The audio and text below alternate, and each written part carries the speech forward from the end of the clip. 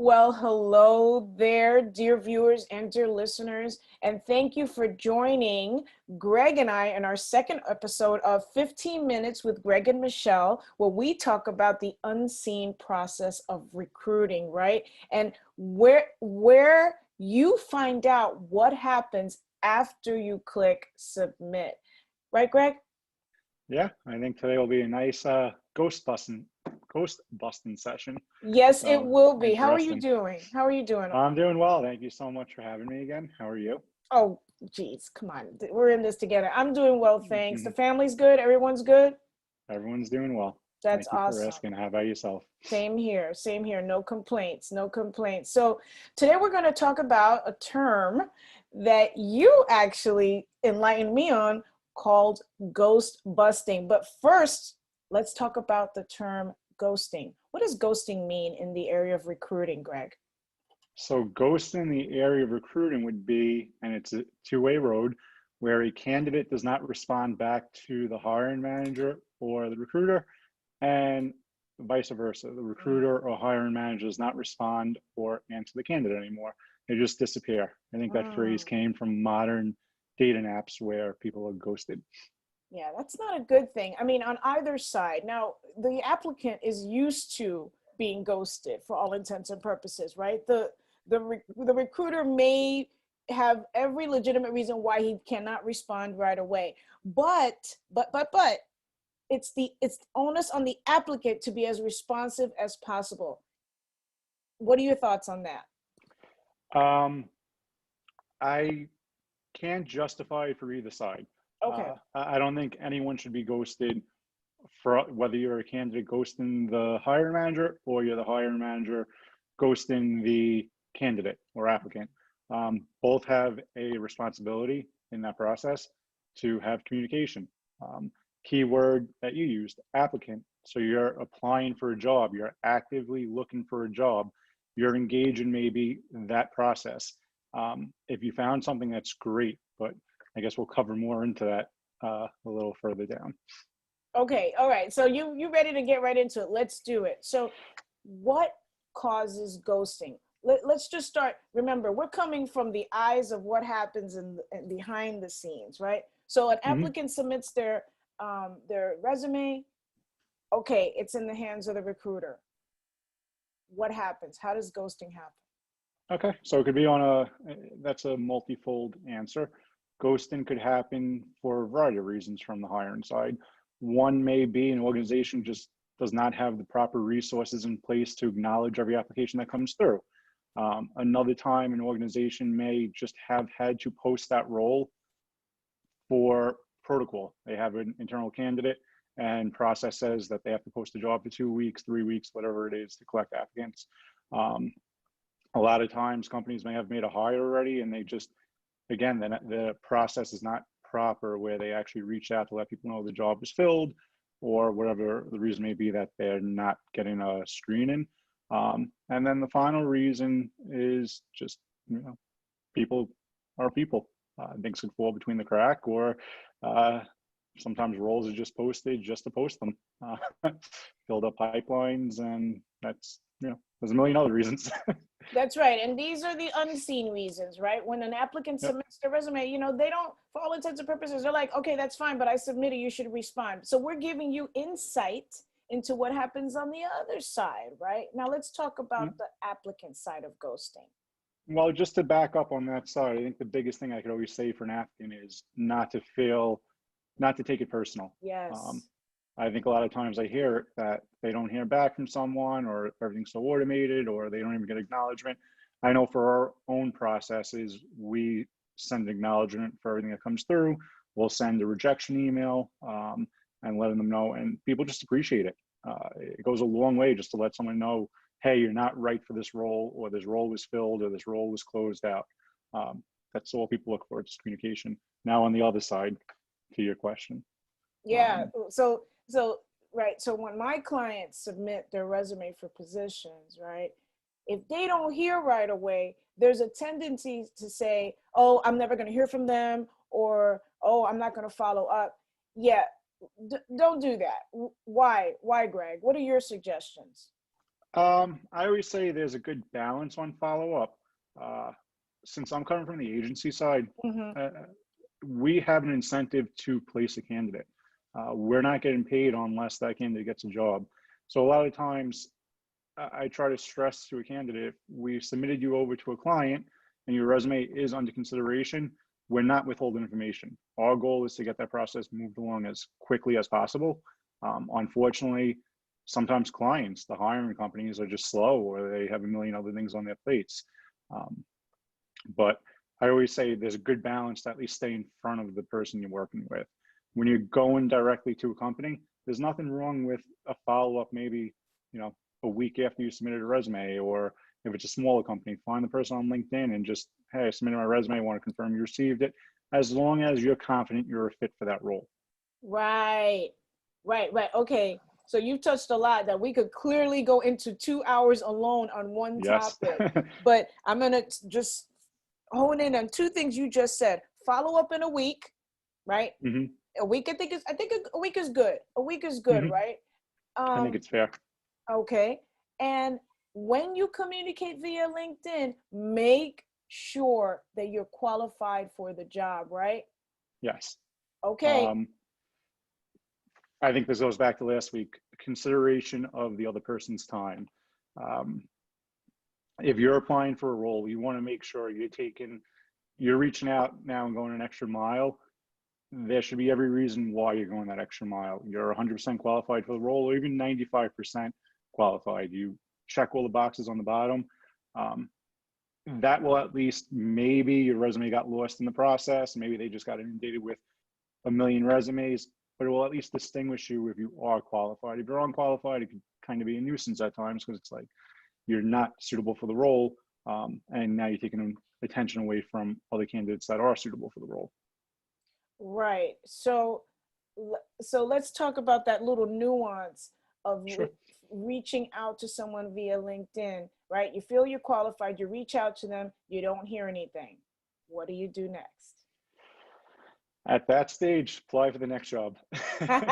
Okay. So you're saying if you don't hear back from them, if they're being unresponsive, there's probably a good reason for it, right? Yeah, I mean, I always say that beginning process is the first impression of a company. If that company does not value the potential employee's time, is that a company you want to work for? Um, it's a mutual respect. I think that's a great point, Greg. That's a great point. Now, Greg, you had told me a story in one of our conversations about applicants who ghost. Tell us about that. Yeah, then there's the other side of it. Applicants that ghost us in the process. Recently, I had one, we confirmed an interview, and um, here we are a week later waiting to make sure that this person's doing their interview tomorrow. Oh, Candidates sometimes feel the need not to give the courtesy back to let us know, as simple as, I'm not interested anymore. And when I say ghost, we've reached out, we email, we call, we'll text from multiple different numbers just to get a sense that they're okay. Usually we give the benefit of the doubt that maybe something unfortunate happened, maybe someone got sick, maybe someone got hurt, because we do believe that people are courteous enough to give that response to us to say, I'm not interested, or I found another role, thank you for your time. yeah. Giving someone the benefit of the doubt, I think, is fair. Now, here's where you and we wholeheartedly agree that regardless what the agency does or the company does, the onus is on the client to make sure they engage in conversation and do everything they can, right? Mm-hmm. Don't ghost, because if there's another position that company is putting forth, they're going to remember you from your previous action, right? Greg, you want to expand on that? Sure. So recruiters and companies, both, as we mentioned last week, we use technology. We keep track of applications that are coming through.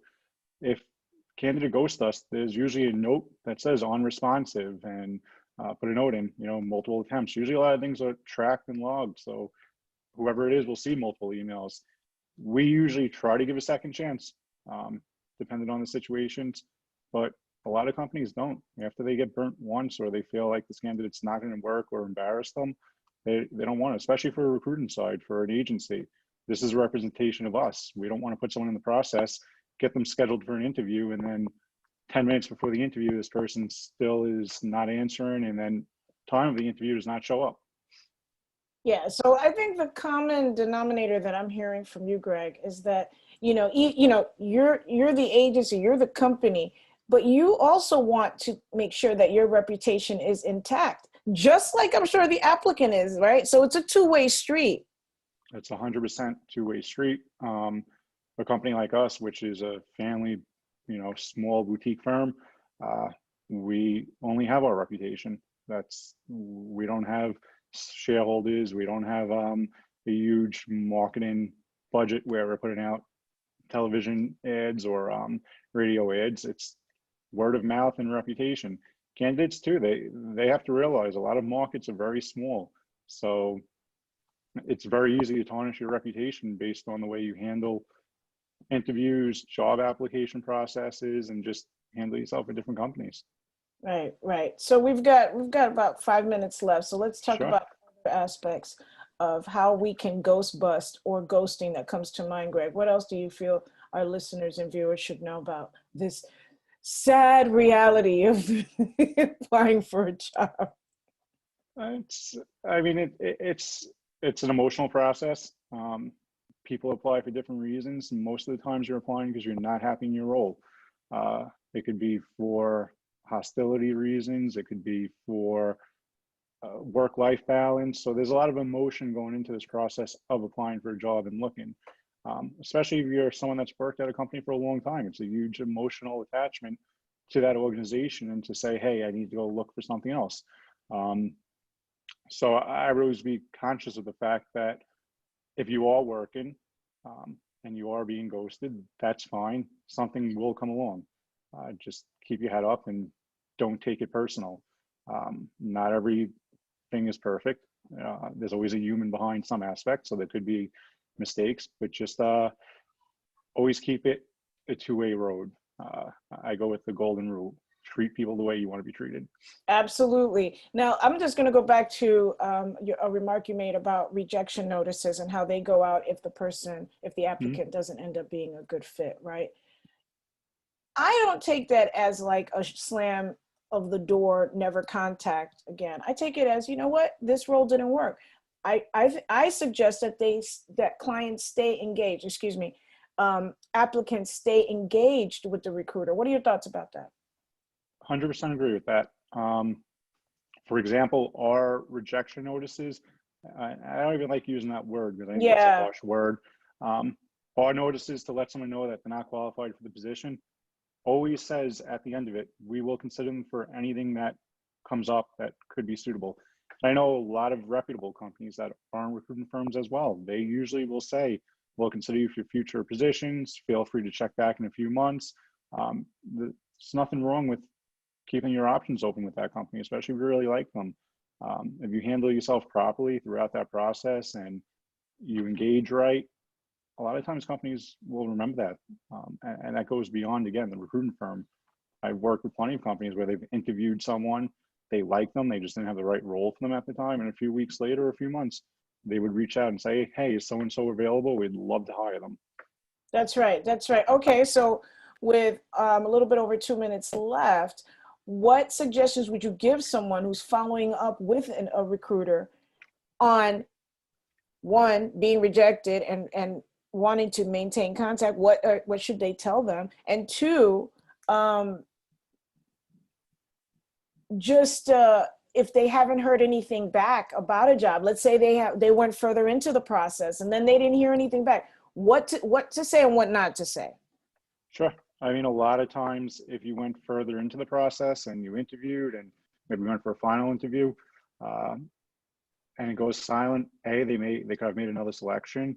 B, they could be in the process of making an offer to someone and waiting for an acceptance. We've seen that happen. Okay. The best thing I always say to people is patience. A slow yes is better than a fast no. It's something my father's always taught us. Oh, I like that. Wait, repeat that again, please. A slow yes is better than a fast no. Okay, I like that. So, just keep in mind the balance. I can understand if you're excited about a role, sometimes you're eager, which is perfectly fine. Just be conscious of everyone's time, be conscious that it is a process. You're probably not the only candidate a lot of times in the process. So other people are going through it too. They may still be doing interviews. They may have X amount of people they have to see before they can move forward, or they could just be internal reasons going on. Maybe they have a project they're caught up on, or they're waiting for approval on something. It could be a variety of reasons. If time goes on really long, I'm just gonna go back to what I said earlier. Is that the company you want to work for? If they could take your time, send you out, make you sit through an interview. And I know nowadays interviews are very long and extensive for some companies, and not even give the courtesy to say, hey, we selected someone else. And they may not be worth you. And you know what, Greg? We'll give ourselves a bonus of 1 extra minute, 2 minutes. Why? Because we didn't talk about networking and why it is important to network. Why does networking beat ghosting? Networking beats ghosting for the exact reason. You're networking, you're expanding your contacts, you're exposing yourself, you're actually adding a personal touch to the process. You're not a piece of paper anymore. You're not a resume. You're not a name in a database. You're a face. Same thing works every way possible. You do marketing. What's the best thing to do? You get on the phone with someone.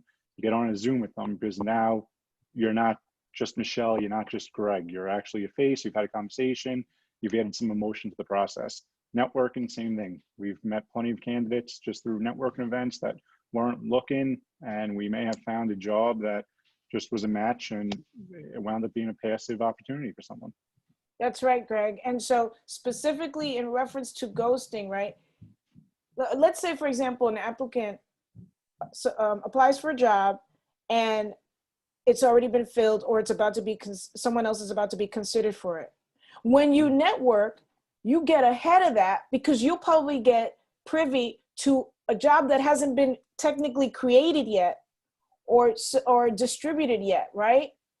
Yeah, you could be that candidate that is under consideration, and that role is posted because they want to hire you and they need just to put a 2-week posting out somewhere. There you go. There you go. There you go. You know, so there is a system to it. There is a process. And, Yep. you know, Greg, I think that your perspective and your feedback will be helpful to a lot of folks in terms of this space. You know, we know a lot of job seekers out there want a job, but it's how you get it and what you do, right? So that's why we put together this series of informative sessions, right, Greg? Yeah, I mean, everything happens for a reason. I tell people that all the time. Best thing you could do is just realize something will come along when the time's right. I mean, again, I'm a big believer in destiny. One door closes, another one opens. I agree, Greg. I agree. Well, okay. Well, we ran a little over, but it's okay. It's okay. We touched on some really important parts. It was interesting.